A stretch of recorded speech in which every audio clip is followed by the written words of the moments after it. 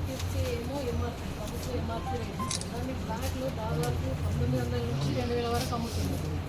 అదే యూరియా 266 కానీ 320 నుంచి 330 వరకు అమ్ముతున్నారు సార్. అంటే ఈ దందా చేసుకునే వాళ్ళకు మరి ఎవరు సహకరిస్తున్నట్టు నేను ఒకసారి డిఎం గారితో మాట్లాడుతున్నాను సార్, ఇట్లా జరుగుతుంది, మీ దృష్టికి వచ్చిందా రాలేదా కానీ ఇప్పటి నుంచి అరికట్టండి సార్ అంటే స్పందన.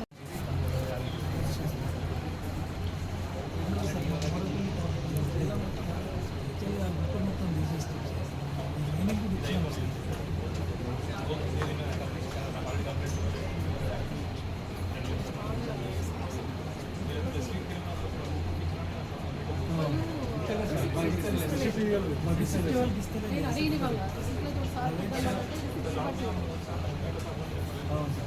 ఇస్తలేదు అసలు ఇస్తలేదు. ప్రైవేట్ షాప్లో కూడా ఇవాళ వరకు కూడా 19 స్వయంగా తెలుసుకునే వాళ్ళని తీసుకొచ్చారు.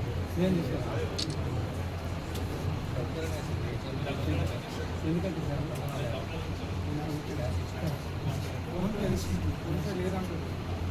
నాయకులు కూడా ఇస్తారు కదా మనకు ఇండియా వస్తుందని చెప్పేసి చెట్లు కాటుపల్లిలో వస్తుందని చెప్పేసి ఆ గుట్టకు 1000 మెట్రిక్ టన్స్ పర్మిషన్ ఇచ్చేసారు. 1000 మెట్రిక్ టన్స్ అంటే విత్ ఇన్ 2 డేస్లో తీసేయచ్చు. కానీ ఇవాళ నెల రోజులు అవుతుంది, ఆ గుట్ట కలిగిపోతుంది, ఇంకా దాన్ని దమ్ముతూనే ఉన్నారు. అక్కడ మొత్తం కూడా గుట్ట పాలైపోయే పరిస్థితి ఉంది. ఎన్నిసార్లు ఏడీ మయన్ గారికి ఎన్నిసార్లు చెప్పినా కూడా, నేను చెప్పినా జీవన్రెడ్డి గారు చెప్పిన ఎవరు చెప్పినా కూడా అక్కడ స్పందన లేదు సార్. అది యథేచ్ఛగా కొనసాగుతూనే ఉంటుంది.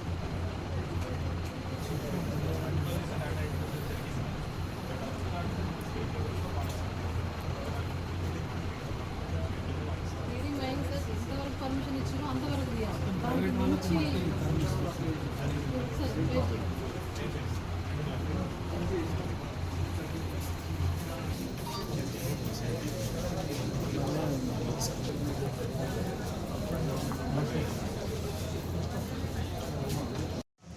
ఈరోజు జిల్లా కలెక్టర్ కార్యాలయంలో ప్రజావాణి జరుగుతున్న సందర్భంగా మరి ఈరోజు రైతులకు ఏదైతే విత్తనం పెట్టే సమయం ఉంటుందో ఆ విత్తనం పెట్టే సమయంలో మరి ఎరువులు అందుబాటులో ఉండాల్సినటువంటి సమయంలో ఇవాళ మరి ఈ ప్రభుత్వం బ్లాక్ మార్కెట్ దందాను ప్రోత్సహిస్తూ మరి ఇవాళ డిఏపి దాదాపు మరి 1350 ప్రభుత్వం నిర్ణయించిన ధర 1350 ఉంటే మరి ఇలా బ్లాక్లో దాదాపు 1900 నుంచి 2000 వరకు ఈ డీలర్లు కావచ్చు, వారు వ్యాపారులు కావచ్చు, రైతులకు మరి అధిక ధరకు విక్రయిస్తున్నారు. కాబట్టి ఆ అధిక ధరలను మరి బ్లాక్లో అమ్ముతున్నటువంటి, అక్రమంగా అమ్ముతున్నటువంటి ఈ ధరలను నియంత్రించాలని చెప్పేసి యూరియా మరియు డిఏపి దానిపైన కలెక్టర్ గారు తక్షణమే చర్యలు తీసుకోవాలని చెప్పేసి ఈరోజు ప్రజావాణిలో రైతుల పక్షాన మరి రిప్రజెంట్ చేయడం జరిగింది.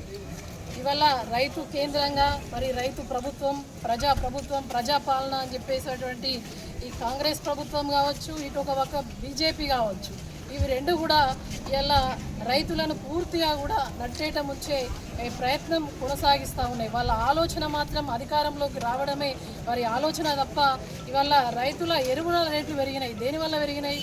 ఇలా బీజేపీ, కేంద్రంలో ఉన్న బీజేపీ మరి ఇలా ఎరువుల ధర పెంచింది. ఇలా తెలంగాణకు కావాల్సినటువంటి ఎరువులు మరి కేంద్రంలో ఉన్నటువంటి కేంద్ర ప్రభుత్వం మరి ఎందుకు ఇస్తలేదు? ఇలా సహకార సంఘాలు, రైతు కేంద్రంగా నడవాల్సినటువంటి సహకార సంఘాలకు కూడా ఇవాళ రవాణా బాధ్యతను కూడా ఇలా సొసైటీలకే మరి రవాణా భారాన్ని మోపి జీవో కూడా తీయడం జరిగింది. అనంటే ఇవాళ ఎక్కడ రైతు నోట్లు మట్టుకొట్టేటువంటి ప్రయత్నం ఇలా కాంగ్రెస్, బీజేపీ రెండు పార్టీలు చేస్తూ ఉన్నాయి. ఇలా ఈ కరువు రేవంత్ రెడ్డి ఈ రాష్ట్రానికి ఒక ఎల్నినో. రేవంత్ రెడ్డి రాష్ట్రానికి కరువు. రేవంత్ రెడ్డి ముఖ్యమంత్రి కావడమే ఇలా రాష్ట్రానికి కరువు అని చెప్పక తప్పదు. ఎందుకంటే ఇలా మేడిగడ్డ బ్యారేజ్కు సంబంధం లేకుండా కన్నపల్లి పంప్ పెట్టారు కేసీఆర్ గారు. దాన్ని వినియోగించకుండా కేసీఆర్ గారి మీద కక్షతోటి ఇలా పంపులు ఆన్ చేయకుండా ఈరోజు రైతుల మీద కోపం చేస్తున్న డేటు నీళ్ళ ప్రాబ్లం ఉంది. ఇలా ఉన్న దాంట్లో ఉన్న నీళ్ళను వాడుకుందామన్నా కూడా కరెంటు కోతలు, ఇలా సరిగ్గా 5 గంటలు కూడా కరెంట్ ఇస్తలే. ఆనాడు కరెంటుకు కూడా ఎక్కడ కూడా ప్రాబ్లం లేకుండా 24 గంటలు కరెంట్ ఇచ్చినటువంటి నాయకుడు కేసీఆర్ గారు అయితే ఇలా కరెంటు కోతలే, నీళ్లకు కోతలే, మరి ఎరువులకు మరి అదనంగా ఎంఆర్పి కాకుండా బ్లాక్లో అమ్ముడే, ప్రతిదీ అమ్ముకుందామంటే లాస్ట్ పంట పండించి అమ్ముదామన్నా కూడా మరి 2 నెలలు అవుతుంది అమ్ముకోవాలంటే. కాబట్టి దీన్ని పూర్తి స్థాయిలో ఇక్కడ ఉన్నటువంటి జిల్లా కలెక్టర్ గారు మరి స్పందిస్తా అని చెప్పేసి అన్నారు. ఇవాళ మాట్లాడి షాప్లో మరి అక్రమంగా అమ్ముతున్న వారిపై తప్పకుండా చర్యలు తీసుకుంటా అని అన్నారు. ఈ విధంగా కేసీఆర్ గారి ప్రభుత్వం మరి రైతును మరి రాజుగా చేస్తే ఇవాళ ఉన్నటువంటి కేంద్రంలో ఉన్న బీజేపీ ప్రభుత్వం ఒక పక్క, రాష్ట్రంలో ఉన్నటువంటి రేవంత్ రెడ్డి ఇద్దరు కూడా రైతు నోట్లో మట్టి కొట్టే ప్రయత్నం చేస్తూ ఉన్నారు. మరి రైతుకు గౌరవంగా మేము విన్నవిస్తూ ఉన్నాం. మీరు ఏదైతే బ్లాక్ మార్కెట్లో మిమ్మల్ని అక్కడ డిఏపి అని యూరియా కొన్నప్పుడు మౌనం వహించకండి, దయచేసి రైతులు రిసిప్ట్ ఇవ్వమని చెప్పేసి అడగాలని చెప్పేసి మేము రైతులకు విజ్ఞప్తి చేస్తూ ఉన్నాం.